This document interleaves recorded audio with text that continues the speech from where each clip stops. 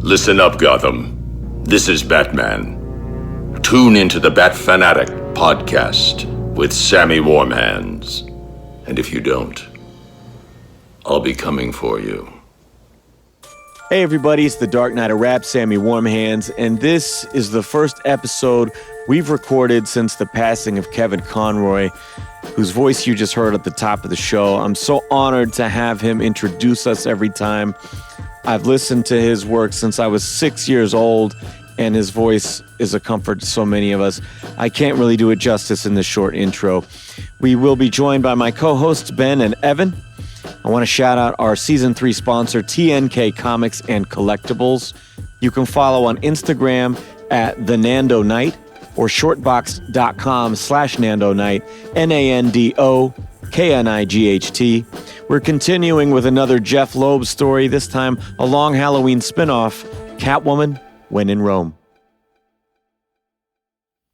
So I have a question to start.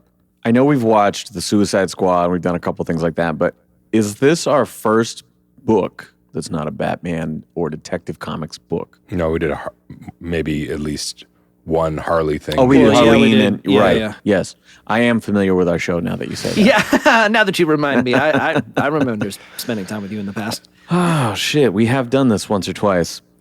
I'll let us do the thing that we always forget to do. I have Evan Vaught. Hi. Hey. And Ben Pulaski. Hello. He's silent now. He's walked. Oh, we should have doubled up on both every time. Okay. We are doing Catwoman When in Rome from 2004. This essentially concludes the long Halloween Dark Victory series that we have read. Of course, we did the long Halloween special that came out last year, but this is essentially the last in the original series. Written, of course, by JEPH LOEB, as our previous book, Hush. Illustrated by the recently departed Tim Sale, R.I.P.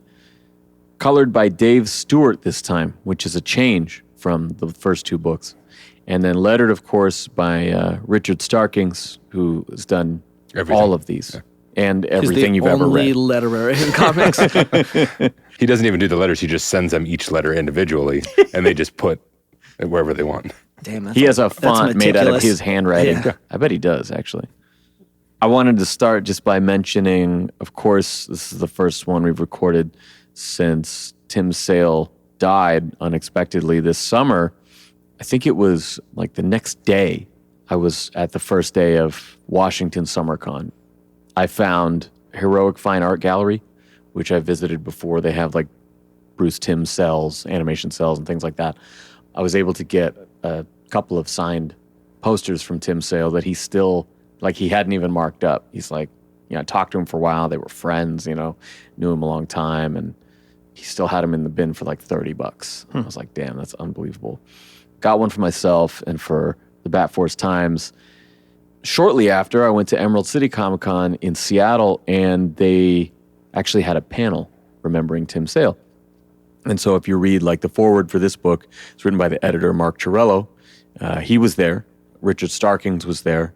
And I wanted to share a funny story about Tim Sale. So when we read the first book, apparently in the original printing, it said like for Amy in the first issue. Then in the last issue, it said for, and it was another girl's name. And do you remember the panel of the Riddler backed against a brick wall, and there's machine guns all around the outline of his body? Richard Starkings is telling this. Tim has written something that's very legible, and it reads, "Fuck you, Amy." And Tim called like half an hour later, very embarrassed, and I had to go in with a pen and make it look more like bullet holes. It was a cool panel, lots of good stories. Like I said, we've talked a lot about this creative team in the past, but just wanted to share that little thing. It was cool. Richard gave me a pin made out of Tim Sale's signature that I immediately put on the strap from my backpack. And by the time I got back to my room that night, it was gone. So it was like, oh, wow, that lasted, what, an hour on the con floor and fell off? I don't know what happened. It's too bad. In recent news, Sam likes the F word, everybody. What did I say? You just like the I fuck, said Amy. fuck? Yeah, you just you just love it. I don't even notice. There's things where I grew up in a very polite household, but now I don't really understand where some of that stuff comes from. I still like politeness as a culture, but I don't get where like every single, if somebody was like, man, your fork's in the wrong place, I'm like, well, eat one. Some things. But you wouldn't say eat a dick. You would say eat a wiener. Yes, yeah, exactly. Because you've got to make it a little bit softer, if you will. I get covering a sneeze on account of like shooting all this crap out. Yes, a I'm burp is behind just that. a burp to me. I don't like. Mainly just air. Yeah, I'm old enough now to See a rated R movie. just to be able to do that if I need to. Like nobody should. And all of those things are like incredibly human. That's just our human exhaust system. Yeah. Like hold your fart if you can help it, but if you can't help it, you don't really need to feel bad about that. You Hey, must let have her to, rip, yeah, man. you must have to fart. If you're just tuning in, this is Catwoman, When in Rome. Yes. Yes. I mean, I say rip a fart, especially if you can make it funny. Yeah, totally. I spent most of my time alone, but I just was worried someone was watching. So that's why You hold it in anyway. How did that get put in you? Whoa, hey. I don't know. Probably too much TV. All right, so any first impressions before we start with the story? I was immediately struck by the difference in colors and instantly pleased. Yeah, so at that panel, I learned that not only did he not ask back the original colorist, whose name is escaping me, but apparently he was kind of bummed by that. The colorist was bummed, or Tim Sale? The original colorist was bummed, but yeah. Tim Sale asked Dave Stewart. You did 2 long-ass books, man. Yeah, because it's like, hey, this is our series, right? But at the time, he Yeah, was starting to about do this.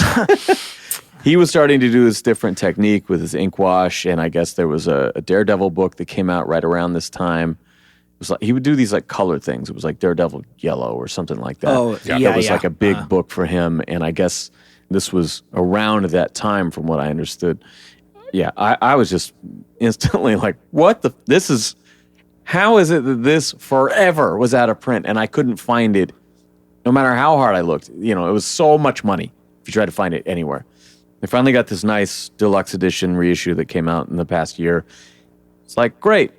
And I open it up and I'm going, why the fuck isn't the best looking one on the stands all this time? That's crazy to me. The colors make the art look better to me. Yeah, and his drawings look better because the coloring is so good. When I was wondering, like, is his art any better? Oh, it's way different. He's doing a lot of watercolor stuff on it. Like, did you see any of the process pages in the back? In the back. I still think that his character art looks the same to me. But just like that, way the different intro to me. shot of Catwoman reaching into the safe, just everything about that looks better than almost anything in the other books. Yeah, I appreciate all the details on the rug and stuff because everything else would have been so flat in the other ones. In which makes sense because I can't think of a way that you'd really combine the previous coloring style and the ink wash thing. My family was very religious. That's the answer I should have said earlier when you wanted to know why I thought people were watching me. Totally. Yeah. Because the Lord is always watching? Yeah. I mean, he is. Yeah. Yeah. I know. You don't have to remind me. Yeah. What the fuck? I swear to God, I read it. It's in the very back. Okay, got it. There got you it, got go. it. So there's a process. Butternuts. Actually, that's good because I'm always talking to you guys about like ink washes and crap. And so We're always like, what the fuck Before are it would you have just talking been about? the inks and then the colors. Exactly. Wouldn't have had the wash in between. Okay. solid blacks. Like Which even was one of the endearing things about it, but Sure. with this, everything is so much more textural and it just, Yeah, there's more depth to it. it's more Yeah. life to it, you know? I love the randomness that comes from the. I think that watercolor is super interesting like that. Unless you're mixing so little water in watercolor that you're making kind of a paste out of it, Yeah. then a lot of it is just about letting it like run and it just becomes something, you kind of know what you're doing, but also you can't really picture how it's going to turn out. I love that. And we have talked about Dave Stewart before because he did White Knight Harley. Yeah. Oh, So, that's why there's so much orange and yeah. beige in this. Well, we were talking in that book about how Matteo Scalera took over from Sean Murphy and how like the amount of line work was so minimal compared to Sean's work that I was like, dude, Dave Stewart is fucking carrying this shit, man. Like, he's doing so much work here. And I felt exactly the same on this. Like, even if you look at the black and whites, like, yeah, that looks great. But just Tim's modern technique plus Dave's finesse, man. The cool thing is that even Tim by himself, like just the addition of the ink wash makes stuff so much different. Going back to this example in the end, bottom panels got Catwoman standing on a boat and she's dripping wet. There's no joke here. And the sky behind her is totally blank in the ink panel, you know?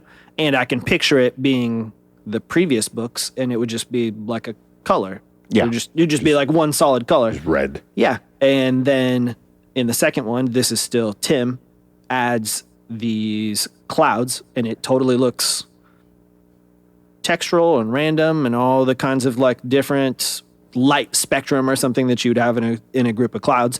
And then Dave comes in and make it look like a beautiful sunset with a couple different colors in that. That's so cool. That's interesting too, because I think the panel you're talking about has like a two-tone sky, like a soft dividing wash in the middle of it, right? Yeah. There's pretty much everything to the left isn't actually even clouds. It's just the watercolors being like flat and lumpy, however they work. And Flat and lumpy. Flat and lumpy. That's how I like my women. Yeah. And then the bottom right is the only thing that actually looks like a cloud. The rest is just the watercolor doing watercolor stuff. And the other part is clouds made on purpose. I liked the paint bucket colors on the last stuff, but this is so much cooler to me. Yeah, I mean, Dark Victory was a marked improvement as well, and it's just like each one of these books is just better and better than the last. Yeah. Yeah. That was my takeaway the first time I read this, was just that this was like... Oh, yeah, because not too long ago, I loaned this to Ben by force and was like, please read this. And it took about 3 years. No, I'm just kidding. But he did read it. It just looks so nice on the counter. I didn't want to pick it up. That's all. It's one of those nice ones where it doesn't even have a jacket on it. It's got sort of the matte and gloss mixed print on it. You know, you just want to look at it. Just let it sit. Well, and just a Tim Sale illustrated book about Catwoman I like because his women look better than his men. Mm-hmm. Yeah. Almost every man in these books has like the gnarliest face, even if they're supposed to be like a handsome dude. It's still weird. Yeah. Really early in the book, there's a full page shot of Catwoman going, Batman? And then in the bottom corner it says, damn it. But just that picture of her face, that's just some fantastic artwork. Yeah, I liked that his Catwoman has always been kind of buff, which obviously that makes Selena also kind of buff. Well, she looks totally different in this. She looks... Oh, yeah, that hardly even looks like his drawings to me. Yeah, that looks almost Mike like Waringo or something. Or like one of the more Disney artist type people. Totally. Yeah, I definitely want to mention that when we get there. Yeah, why is her face so cute and everybody else is so freaking ugly? It's like a weird pointing nose. It's like because she's Catwoman. Yeah. Okay. All right, I want to start into the story. We begin with action right away.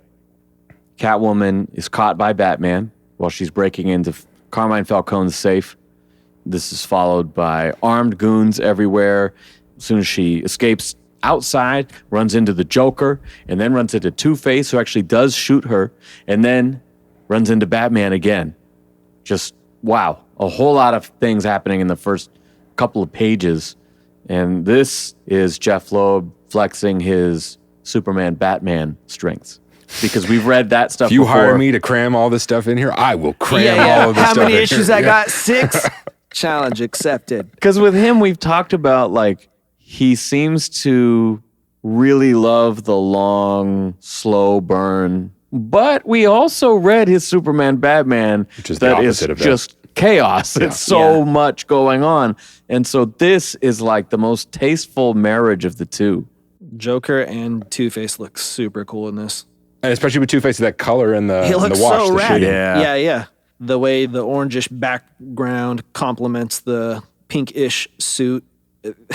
His face was one of my gripes about the other stuff because I just didn't like all his. I didn't like all his like spaghetti noodles on his head and stuff. But he looks cool in this, and Joker looks badass too because I just like the combo of the black trench coat and purple, the hat and everything. Yeah, it looks dope. So Catwoman had slashed Batman's chest in their first run in here in the very, very beginning. And when he catches up to her again, she asks how he changed his suit so quickly. And then Batman repeats her own words from Long Halloween, and it's starting to be like, okay, something's not right here. And then he unmasks to her, and it's Carmine Falcone with a gun drawn, and she wakes up. Now, the panel that Ben was showing, if you guys have this book at home, the first thing you see after the dream, her surprised face, just Selina, not Catwoman. And this is one of the most beautiful pages in the entire series. Yeah, I want this as a big poster. Yeah, it's fantastic. Just stunning. If you were to look at a page that illustrates the jump from the 5 years between Dark Victory and this book, look at this one panel and it's like, wow, just gorgeous. Her hair looks so cool.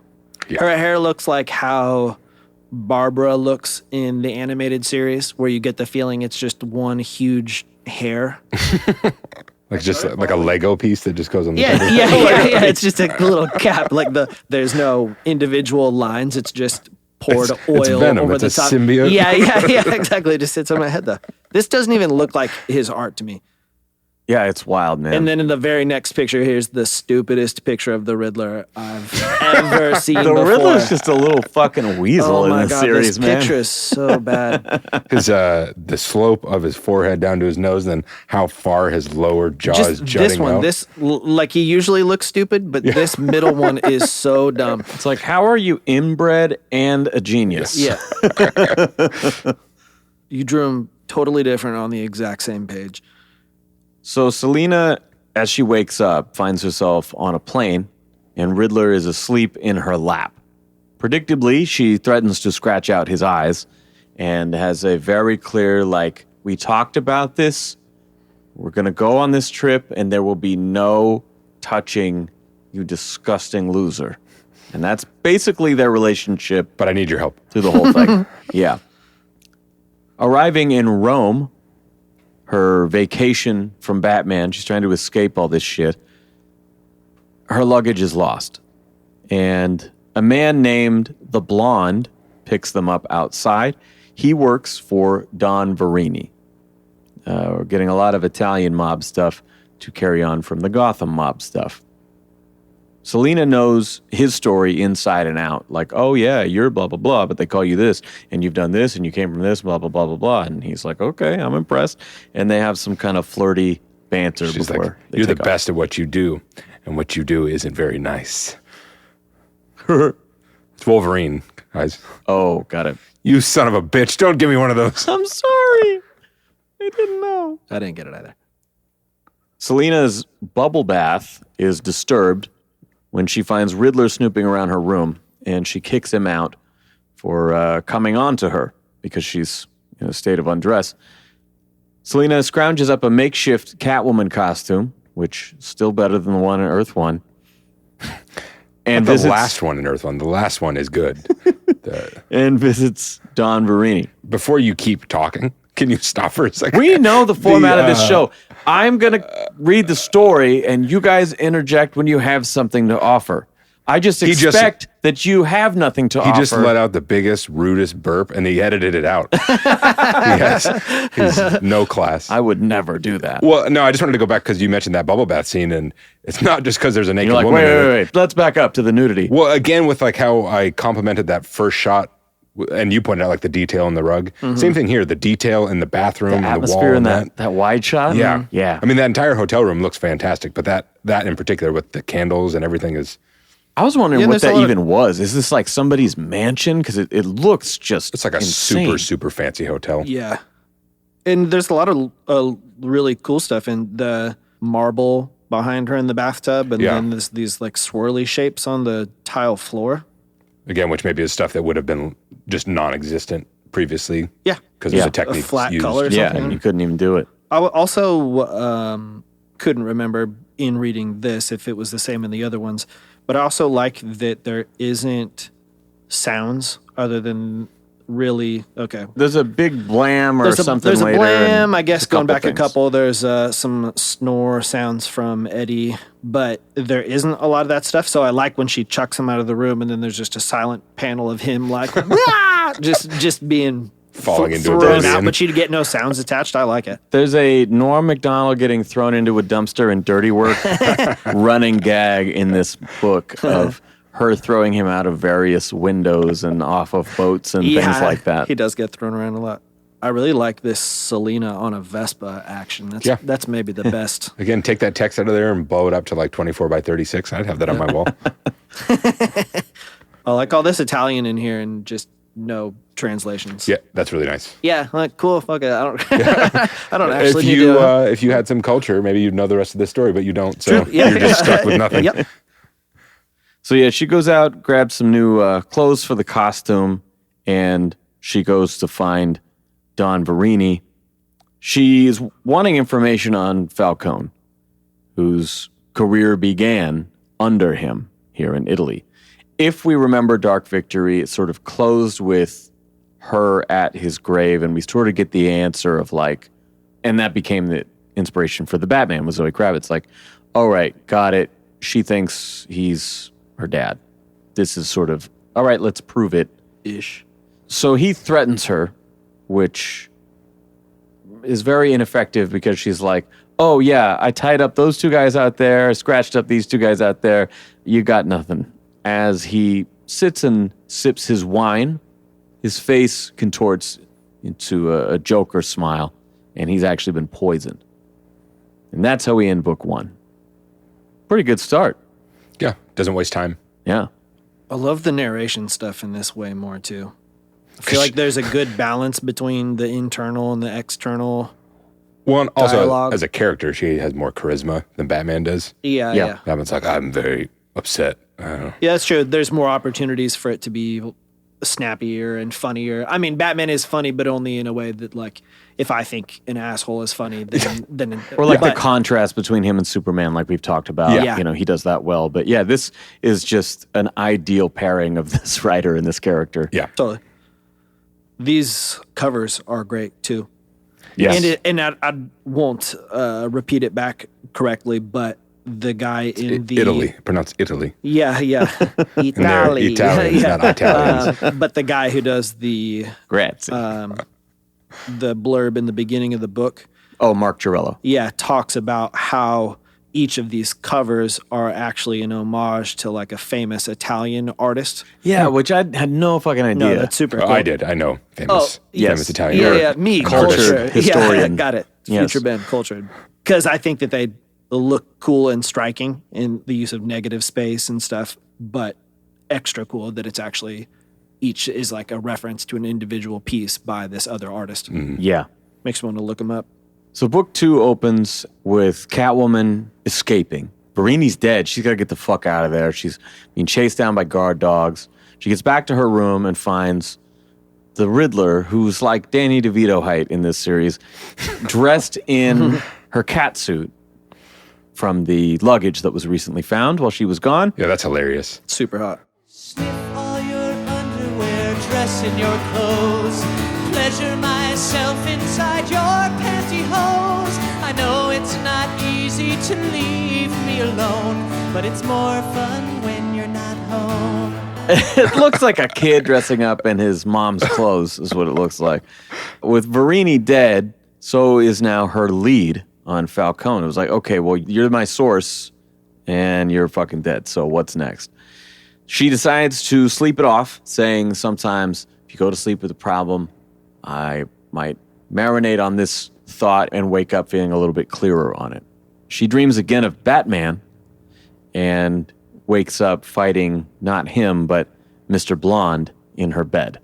I like the thought that despite the fact that we aren't seeing her boobies in this, that in reality her boobies would be all over the place. Yeah, when she like flips over the top of him and is like holding him down like, who the fuck are... Oh, sorry. There's no way there's a PG version of this scene. Yeah. When there's the joke of the coming to women's bedrooms and you point your gun at them, he's like, I don't have a gun. And then there's like a silent panel and then Oh. She actually seemed to kind of like that response. And then he does have a gun later. He was a yes. liar. Yeah, he's a liar. Mr. Blonde says that Varini's son is the new Dawn and that she is his prime suspect for the murder.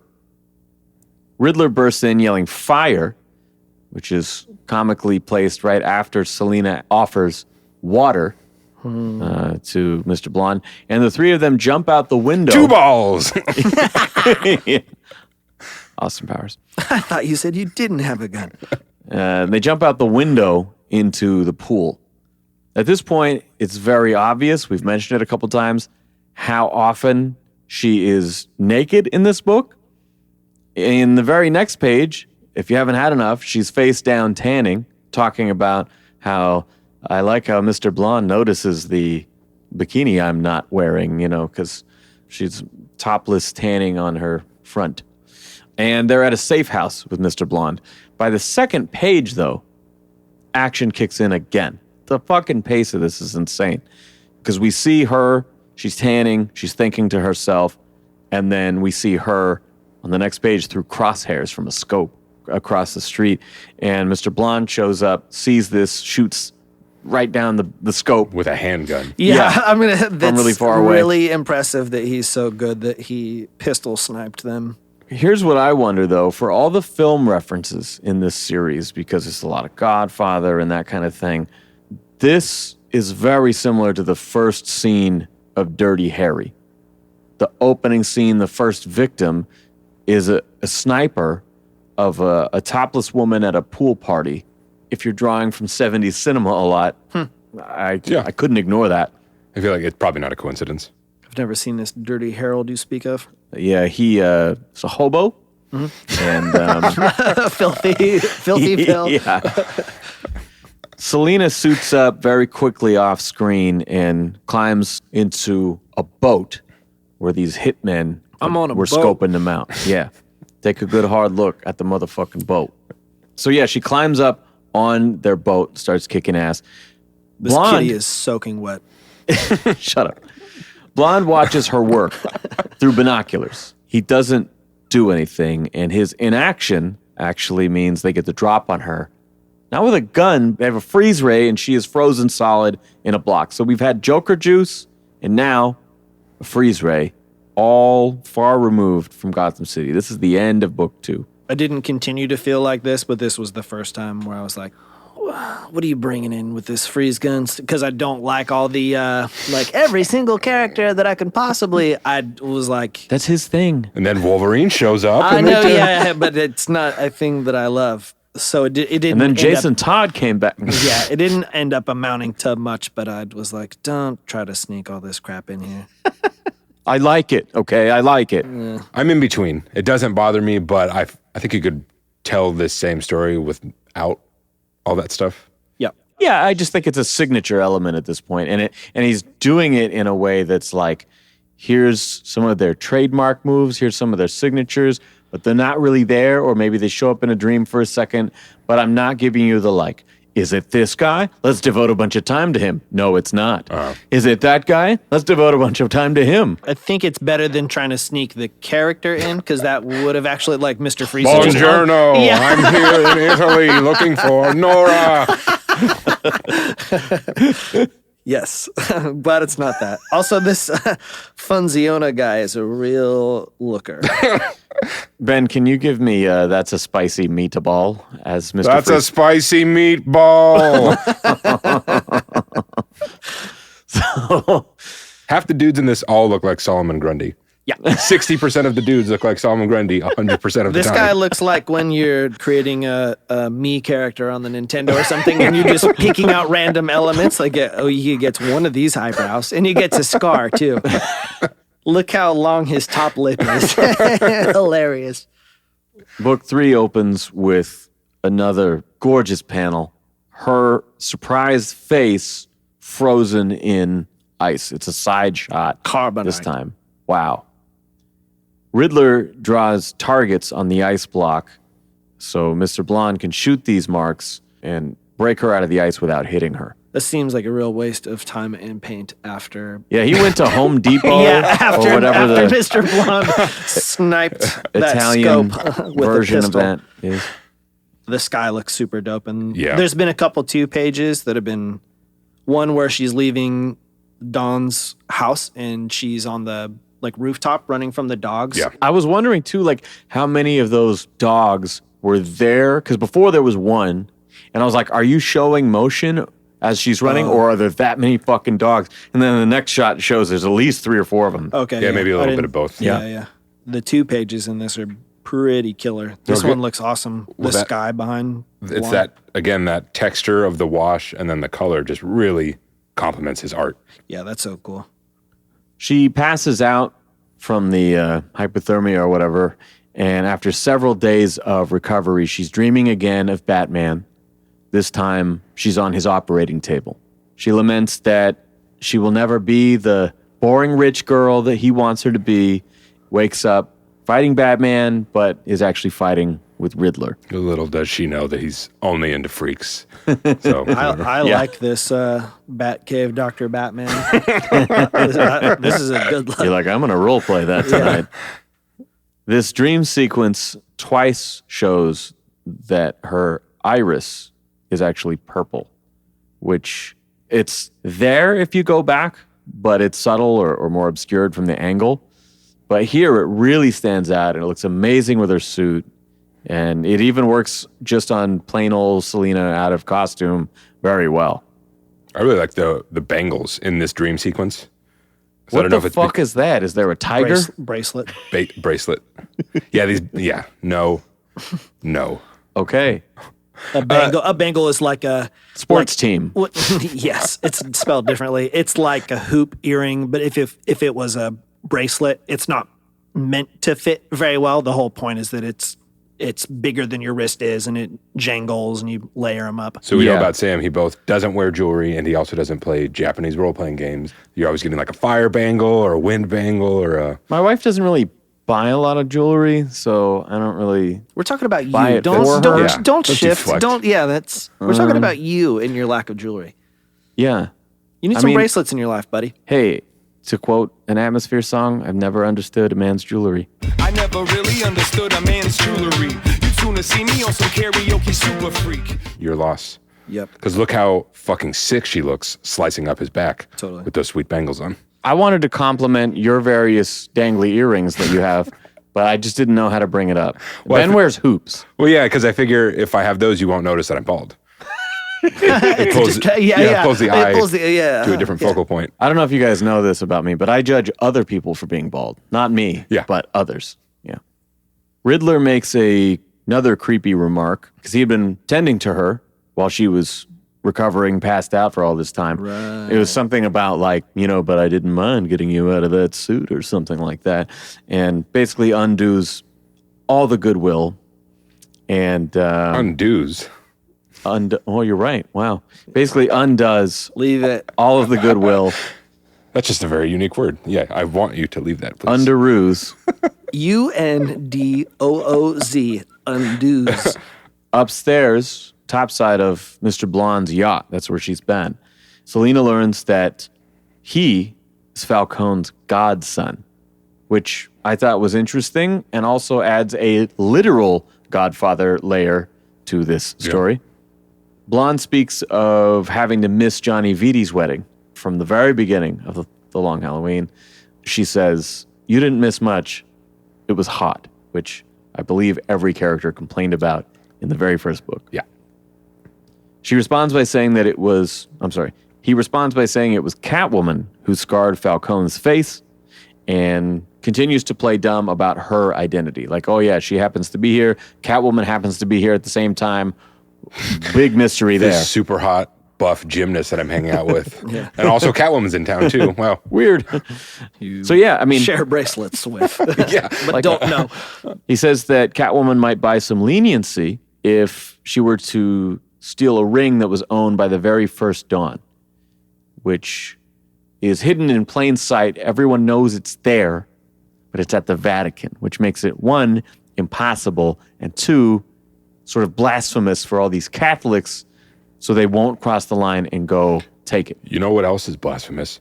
Murder. Yeah. Much crime. Yeah. There's a lot of sins in the mob. Hypocrites, if I was going to have to make a bold claim about. I have a Richard Starkings question here. Every time they say mafia, it has a capital F in the middle of the word. Is that correct? I've never seen it written like that, but It might be because it's like specifically Italian. The mafia. Italian organized crime. when you said Italian like that, I just immediately thought sandwiches. Like, oh, you made me hungry again. What? Is this? Evan's gone full Charlie Brown parents. Is it when she's speaking? Because everybody. It's said like 3 different times during the book. They mention the mafia, if there is such a thing. Inner monologue. Oh, weird. But it's mafia. No, I don't think that's a capital F. Yeah, really? It doesn't imply. It's just the stylistic lowercase f. It's a proper noun. To me, it looked like there were 2 capitals in the word. No. Wrong. Actually. Yeah, I think it's just a very large lowercase f. So we fast forward. We found Richard Starking's weakness. And there's the letter F. F's. We fast forward 6 weeks, she says, that she has been training physically and planning with Riddler to pull off this Vatican heist. She lowers herself from the ceiling, wonders to herself as she's doing this acrobatic feat. I wonder if Bruce ever went to that circus he was talking about. I wonder how that turned out. Yeah, which was an odd way to word it. I wonder how that turned out, but I still like that they brought it up. And I wonder if JEPH LOEB pitched like, okay, and this issue, it's actually just going to be just Catwoman practicing with this harness, just doing exercise, lots of close-ups. Are you guys into that? And then they were like, no, no harness fetish, Jeff. This isn't heavy metal. I like that her descending from the rope, her plus the rope is making an upside-down cross in front of the cross. Oh. That's the big 2-page shot. Mm-hmm. She looks like she's spinning the web from her butthole like a spider. like a Spider-Man, maybe even. Yeah. But yeah, her and the rope make an upside-down cross. Upside-down splits. Yeah. He needs extreme credit for that rendition of the La Pieta. Seriously. That's cool, too, because that's all... There's no lines. Yeah, there's no inks in that, which is cool because it makes it look extra like it's behind glass, but it also makes it look that much more classic. Yeah, she mentions that it was damaged at one point and that has to be held behind bulletproof glass for the patrons. I like this little history lesson where she talks about whoever it is, Michelangelo carving it out. Yeah, Donatello. Now, as she claims her prize, which she finds in the base of the statue. That's a bingo. That's a bingo. Or is it just bingo? Cheetah shows up and fights her for it. That's the end of book 3. Who would have thought another villain? Another Catwoman. Yeah. Book 4 opens with a dream / flashback to the Falcone scratch and the whole Bat-Cat pursuit. When she wakes up, Cheetah has her tied up, sedated. So pretty much every time she goes out, she's like right back in all this shit she's trying to flee from. Before you go further, I love how this dream looks. I'll take a whole comic of how this is all illustrated. This looks like 100 Bullets or something. Yeah. Fuck yeah, bro. Hold on, give me one more high five. Yeah. I botched that one. That's right. You know what? Looking at it right now, Dude, it's incredible. I feel like he was going for Mazzucchelli here. Because Who's Master Shelley?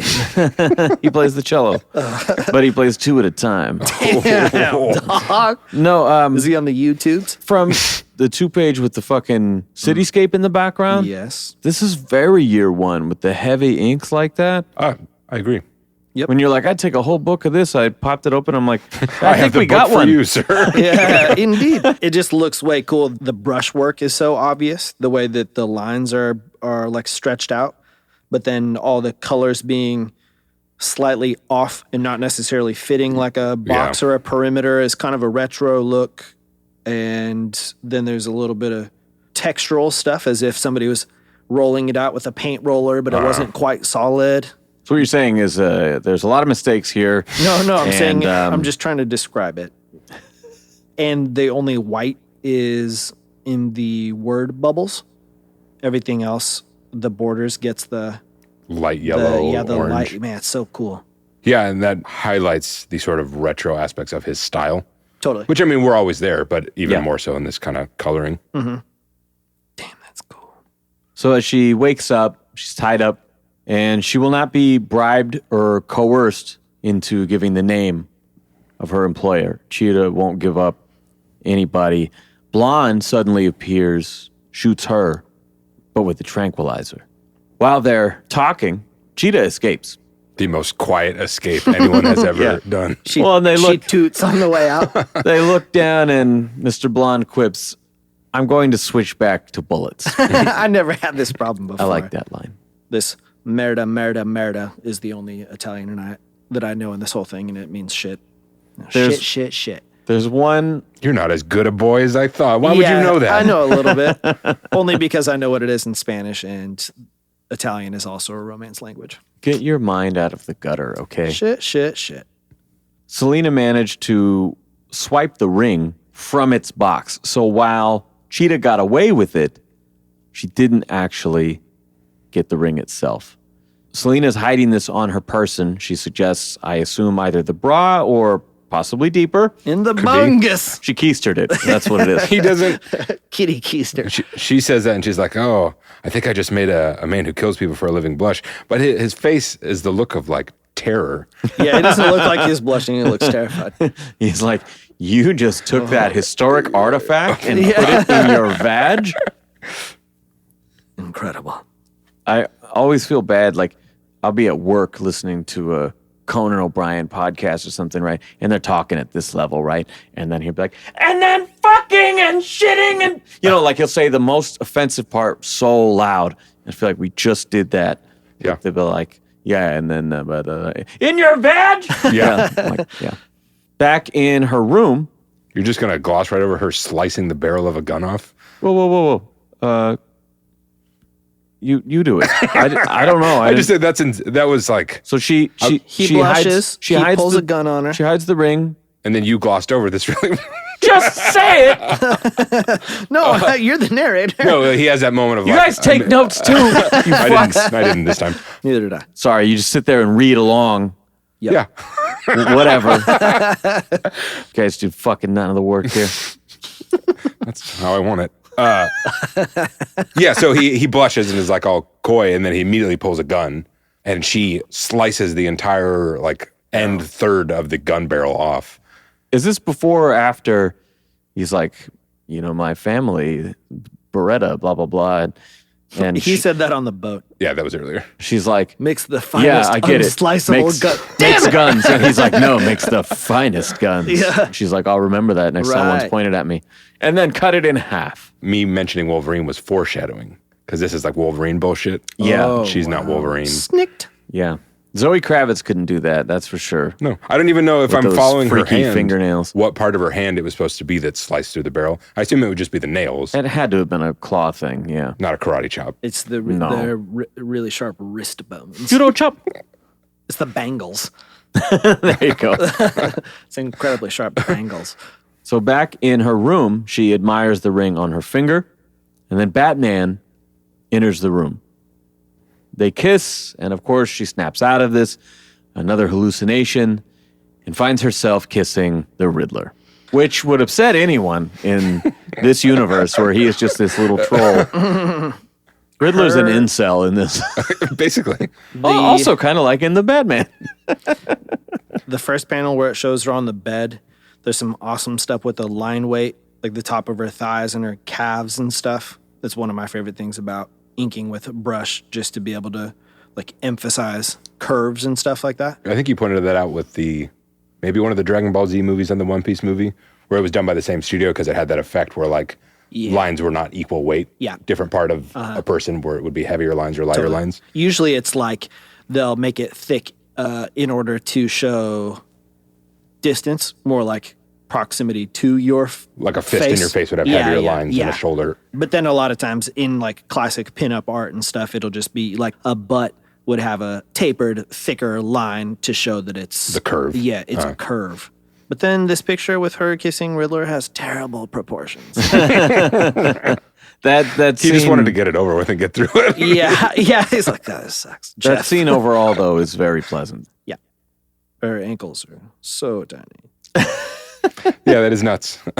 Yeah, she's like Sally from Nightmare Before Christmas right now. It's a Bruce Timm ankle right there. Book 5 opens with the continuation of this. Riddler getting Norm Macdonald kicked off the yacht. And Mr. Blonde offers to shoot him in the water so the sharks will eat him.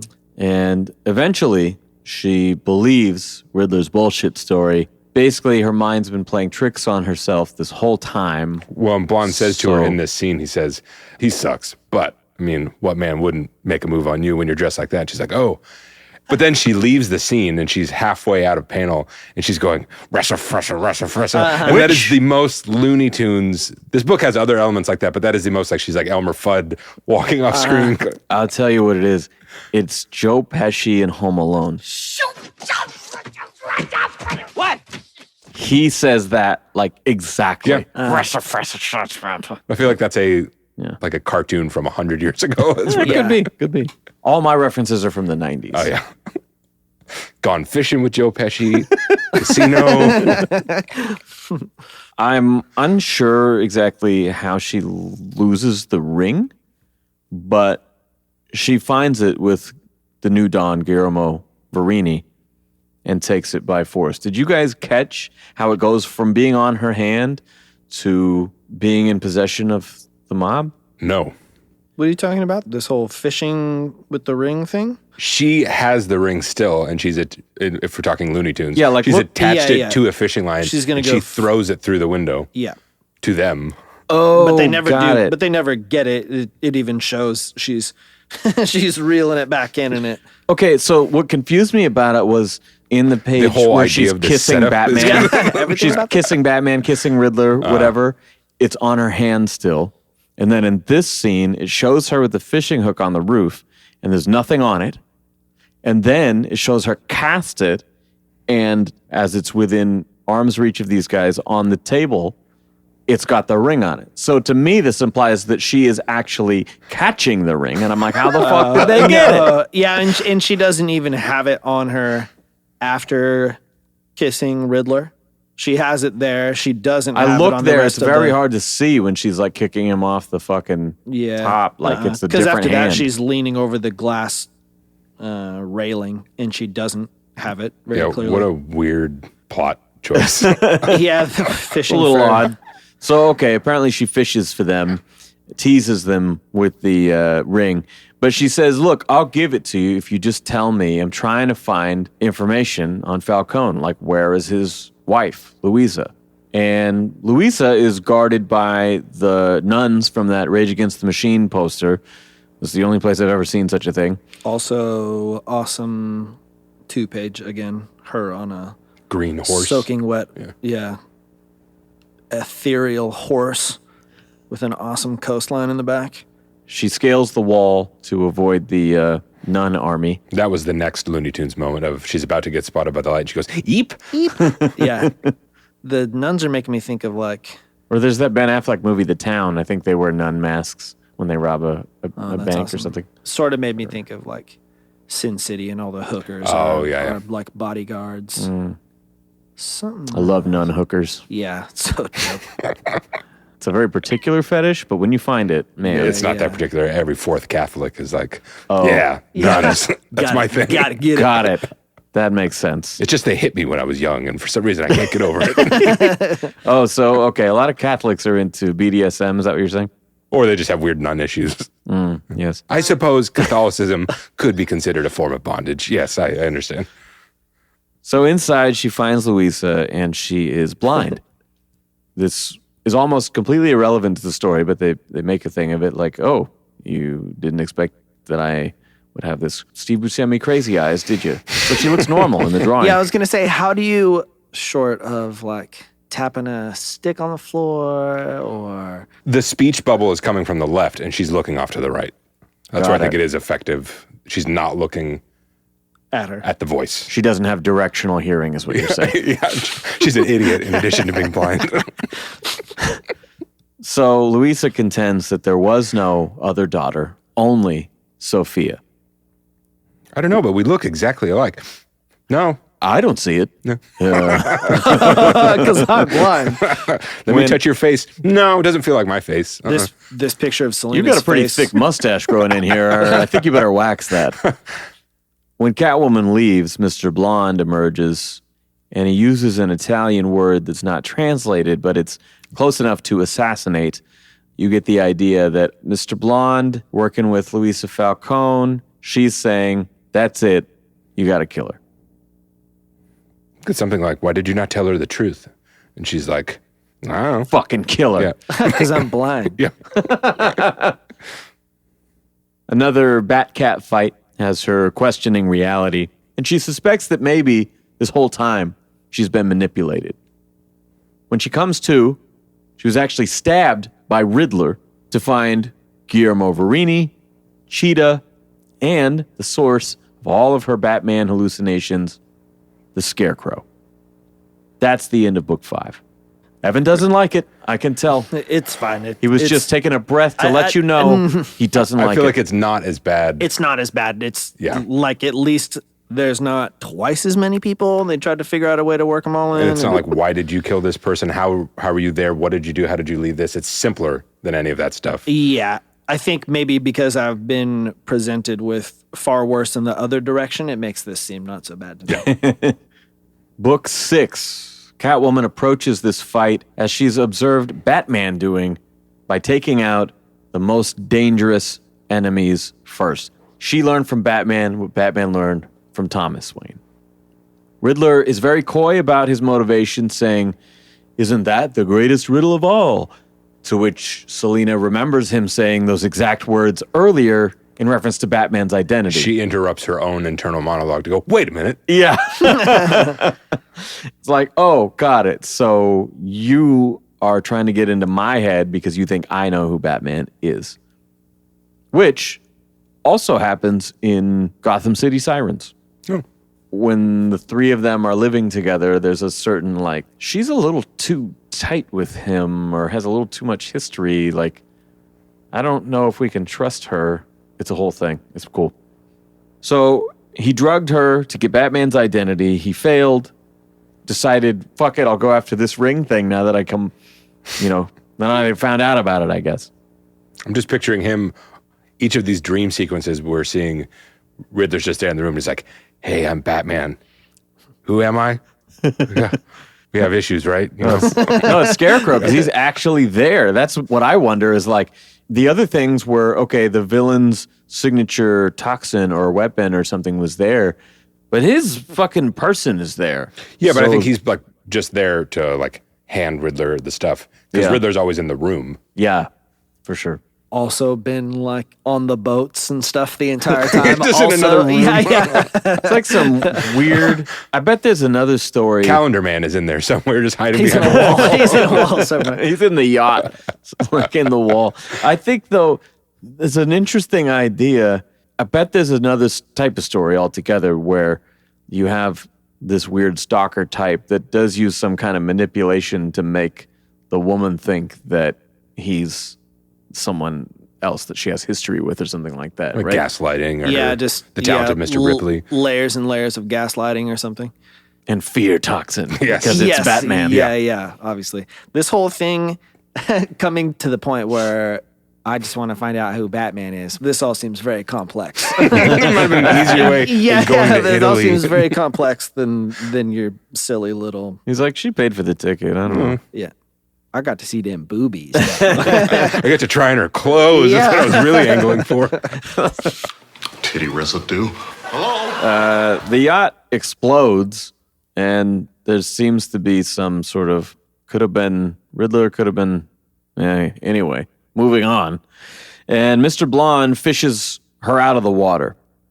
All of her possessions, including the photos, which she believed was her as a baby with her parents, Everything burned up. She spends weeks with Mr. Blonde, learning that there was a second Falcone daughter, and in exchange for Verini's blessing to move his operation to America, so Falcone gets the go-ahead from the top Don here to move to the States, he agreed to get rid of his not masculine child. And the way the guy comes up with is toss her into a furnace? Yeah. That's like the most humane way. That's what they did at the end of fucking Long Halloween. Back, baby. They're like, look, Gilda threw the stuff in the incinerator. We can throw a baby in the incinerator. And then Louisa, who, I guess maybe she poked her way down the staircase. I don't think she's blind. I don't think she's blind. Maybe she's not back I think by the time when she shoots someone at the end, I don't think you she's get to the end and it's like Daredevil. you're not blind. Got it. So what a dirty trick to play on somebody. She convinces this capo henchman dude, whatever he is. The bodyguard who was killed in the Long Halloween. Cool. Wow. She convinces him to take the baby, give it up for adoption in America. And Selena was right.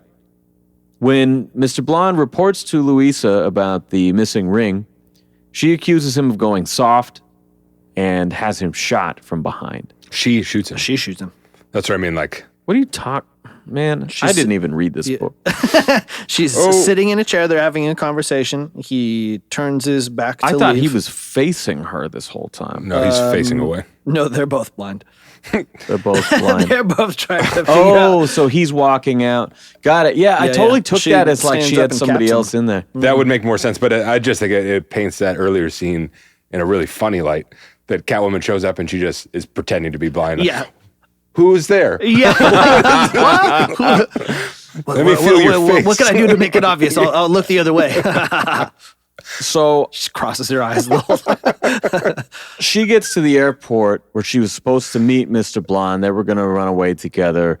And they had this deal like, look, if the other one doesn't show up, peace out. We can expect the worst at that point. Also, the visuals of this scene remind me of Anne Hathaway trying to leave Gotham. Yeah. Which is probably not a coincidence. Yeah, that series drew a lot from this run as well. Blonde doesn't show up, but Riddler does. She gives up the ring and wishes him luck as he returns to Gotham after having impersonated the Joker, saying, yeah, well, you can have this. It's our parting gift. You're going to fucking die anyway, right? And on the plane, he opens the ring box, which releases a gas. Then he starts seeing Batman everywhere, right? No, he starts seeing Joker everywhere. God, this guy didn't even read this book. I'm not reading my notes. He didn't even read this book. I was trying to be Wolverine personable, shows up and he's like, hey, bub, give eye what's contact, up? So is he hallucinating or did this Jokerize everybody? Because at first I was like, that's really fucked up of Catwoman to Jokerize all those people. So this plane goes down, right? So everyone dies. Well, I did think of that because I was like, there is a baby right next to this man. Yeah, that Jokerized baby is hilarious. So you're telling me that you don't think that was really gassing him? No, gassed him with fear toxin. Yeah. And then he saw... Yeah. Not gassing him with I Joker. thought maybe like the whole plane got Jokerized and everybody dies because so what did the... No, Selena is reach not... the cabin and the captain's cool. That's like when Tom King first introduces Catwoman, you're like, I remember texting you, I'm going, she's a serial killer? A mass murderer in this? That can't be right. How are they going to... Oh, okay, they'll just say like the universe is combined in a few years and then undo that. She returns home with some suspicions, a similar point as when she left, but it says that, but I feel like she figured it out. She knows. Oh, it does say fear toxin. I'm stupid. Afterwards. And the real but you ring... are stupid, yes. Yep. And the real ring is still in her possession. Now, in this... The real ring is still in her... vagina. It's still in her. Yes, that's the end of the sentence. In this deluxe edition, it also has the 2 pages from Dark Victory number 13 as an epilogue. It's Selena at Falcone's grave. She explains that she only stole what was owed to her, which is almost verbatim what Zoe Kravitz says in The Batman. It's a nice visual contrast because I still think this actually looks really good, but just the lack of texture and variation in color. That's what I was going to say is this being included feels almost out of place, but in a way that makes me go, God damn, I really feel even stronger about how much this new book has improved the artwork. Yeah, being able to have this side by side is awesome. Yeah. Yeah. I don't know how much of it is this, or they just they wanted to do something different. But it's kind of nice too, because it makes Rome feel like a different place because of the visual difference. So like everything that happens there. Yes. Oh, that's true. Yeah. The other thing that I like about this too. Splinter. Yeah. Yep. What's the fifth turtle's name? I would have said that if I knew it. Rembrandt. There's a girl turtle, and she has a name that's like Shelley or something. I don't know. Shelley. It's probably not that. That's Fucking funny. dope. Wait, now say Shelley as Mr. Freeze Schwarzenegger. Oh, the Shelley. Cowabunga. And wait, earlier, did you want me to go say all that Italy shit as Mr. Freeze, as Arnold Schwarzenegger Mr. Freeze? No, because you were just doing the animated Mr. Freeze. Okay, that's like three accents. That's I what can't do wanted. that. I can't combine Okay, them. do Michael Ansari meets Schwarzenegger. I want to ask, why do you guys think... Who do you think you are? Yeah, Mr. Big Stuff? What is Luisa's motivation here? That's the only thing I wasn't really like, was she in denial for? Why is she not admitting to this? You saved her back in the day and now you want to kill her? I don't know. The story doesn't do a good job of explaining that. I could think of reasons like blaming her for something to do with Carmine dying or her other children getting hurt or whatever. Or just like, well, secrets stay buried and you were a child and you got a pass, but you're not a child now and we live this life. And why has she been in Italy the whole time anyways? That's a nice place she lives at. He's dead, probably went back to where they were from, you know? But Sure, it but they didn't seem like didn't she was show her. even there in the other stuff. Yeah, she wasn't in the other books. Yeah, I don't know. Makes me think that she just hasn't been there the whole time. She's repulsed by her man-daughter. This feminine child. Throw it in the trash. Any Easter eggs that we didn't mention? No. I've started just trying to include them, you know? Yeah, Makes it's more it natural easier. that way. Yeah, I didn't. I just tried to keep my peepers peeled and I didn't see anything. Yes, the old peeled peepers. There was that cool scene where Shut up. Mr. Blonde shot someone in the face and it was like another Looney Tunes thing where it blew their nose to the other side of their head. Pros. Colors, obviously. And again, I think that it actually elevates Tim's art in this. I appreciated that it was shorter. It did some of the beginning of the chapter internal recap, but I feel like it was less.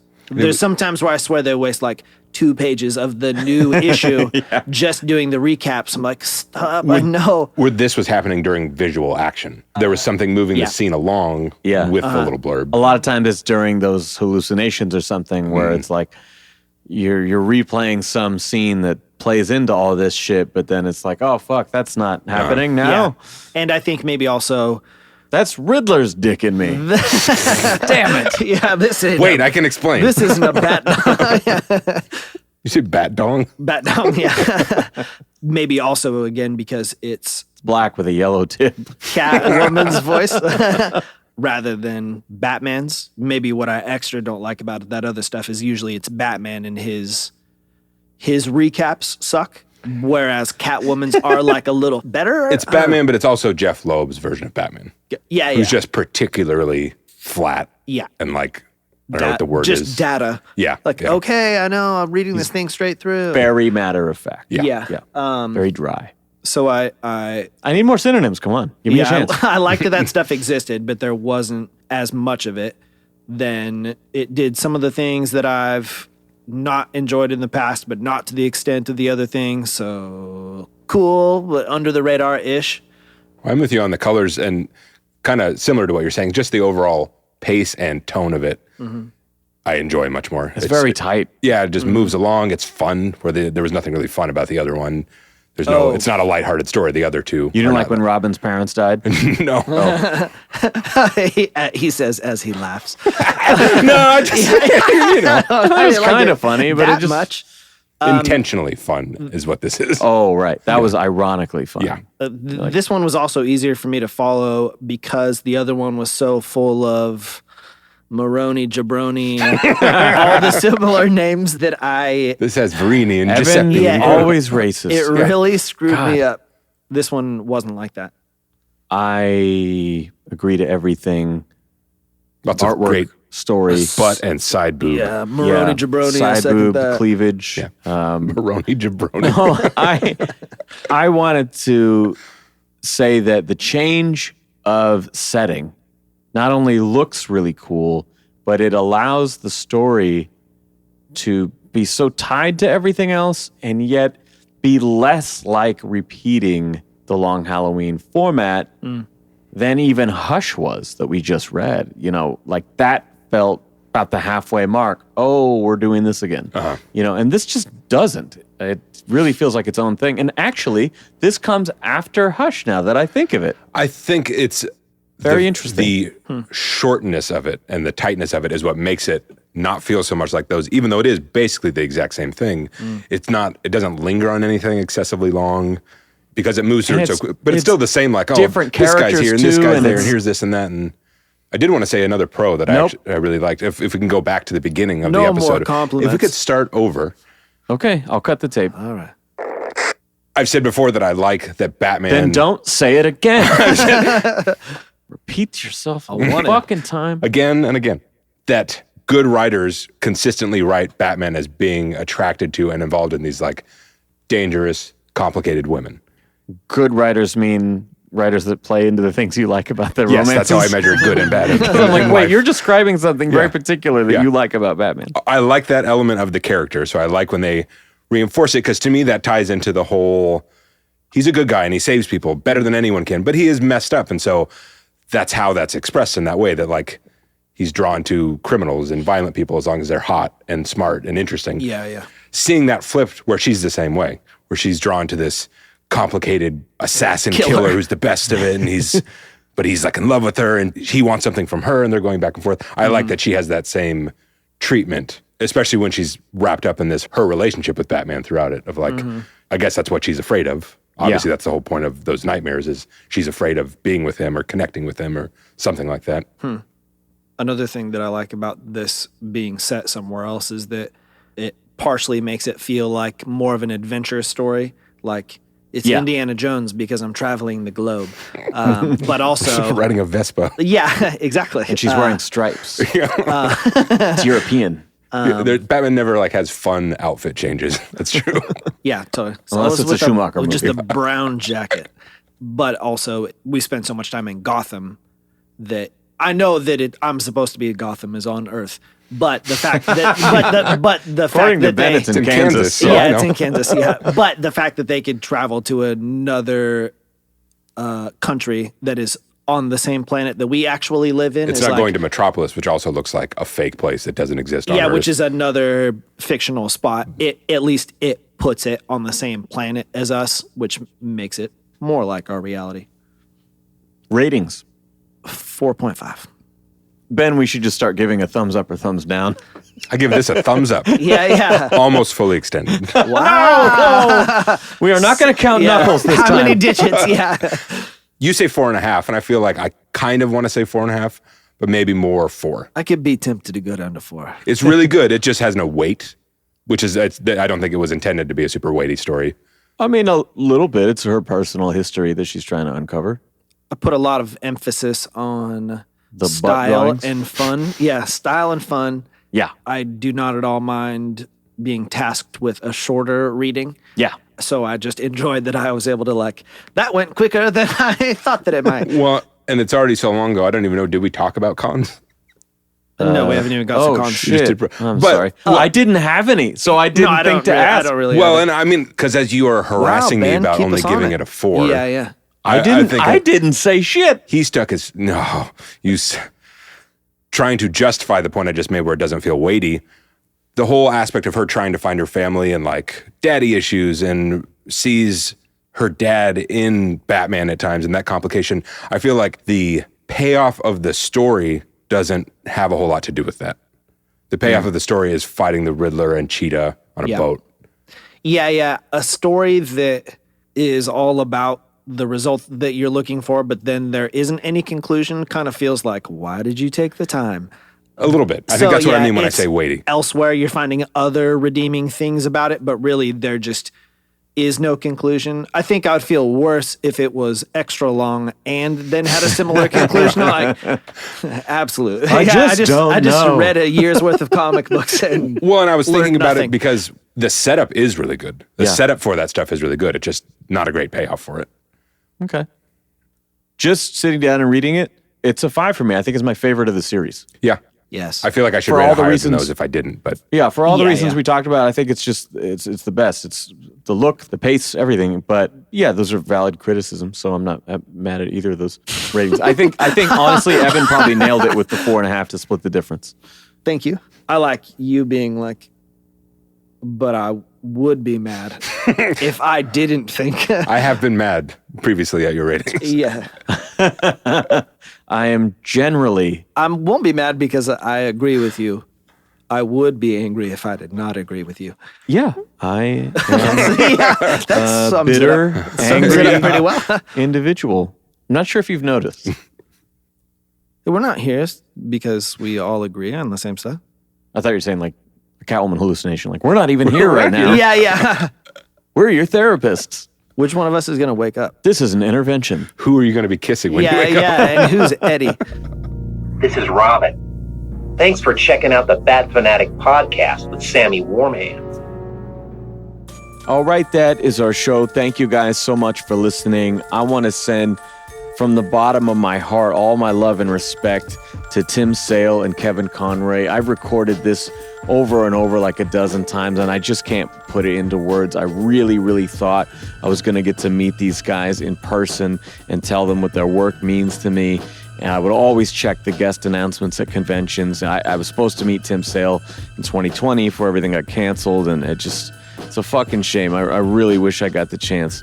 So love and respect to those guys. Thank you for everything you've given us. We will return with more Batman the Animated Series. This was recorded prior to Kevin Conroy's death. The 2-parter of Clayface. Stay tuned for Feet of Clay.